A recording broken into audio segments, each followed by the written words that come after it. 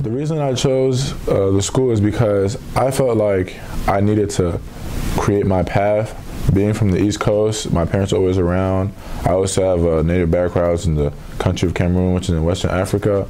And so I just felt like it was time for me to go about my way and just try to create my own journey so I could create a sense of individualness.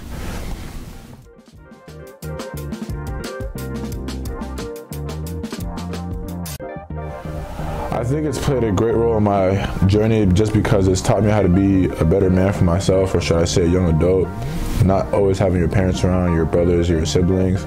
It teaches you to be more aware of your surroundings, be more aware of everything that's going on, be more mature, more responsible.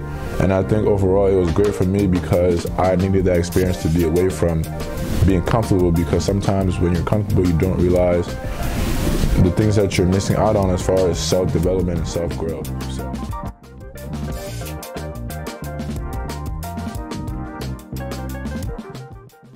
Black History Month it's really important to me, and I don't know how to say it, but growing up, Martin Luther King was always one of my greatest heroes. I remember before he would always be like my screensaver on my phone. Currently it's my mother, but if it wasn't my mother, it would be Martin Luther King. And the reason why he was just such an important person to me is because he wanted to pass his message through the right way, which is God's way.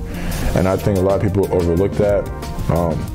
And being able to pass that message in a peaceful manner, that might be something that's very hard to do because, you know, nobody's perfect. And so with all these different ideas, it's hard to just not say, okay, let's just go straight to violence. And for me, when I just think about Black History Month, I just think about a way to how can we unite ourselves to be better between our community, to show what our community brings overall.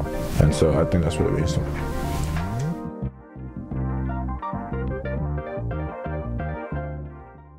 My journey and my story, from a person that's been, you know, all around the world, to I've been to different continents. I've been to Europe, been to Africa. Obviously right now I'm currently at Ventura College, so I'm in the United States of America, which is North America. What I'd say is no matter what happens in life, you have to keep going. I was born in Washington, D.C. Obviously people know it's not the greatest place to, you know, be, but my parents, what I can say is they made a way for me, and they did everything that they needed to make me feel safe. As I grew older, we moved to Silver Spring. Silver Spring's better than Washington, D.C., but it's not the best neighborhood.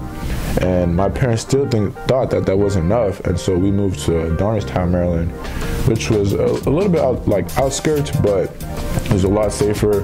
And it just goes to show that, you know, as long as you just keep pounding the pavement, you never know, but you just can't give up, because I feel like there's a greater purpose, and everybody has a purpose, and if you're still here, that means God isn't done with you.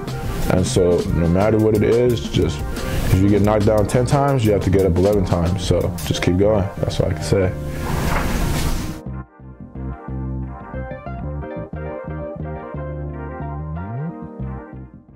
I will go out on the fact that one thing that I live by is, and I say it, and a lot of people that, you know, have been around me know that it's my catchphrase when I wake up in the morning. It's a great day to be alive. And, you know, when you wake up with that saying, you understand that there's so much more to you as a person, to what you bring to, I mean, there's so many people around you. And even if you feel alone, we all feel alone, you know, it could be anywhere, but you just have to remember that if you're here, you have a purpose, you have a reason.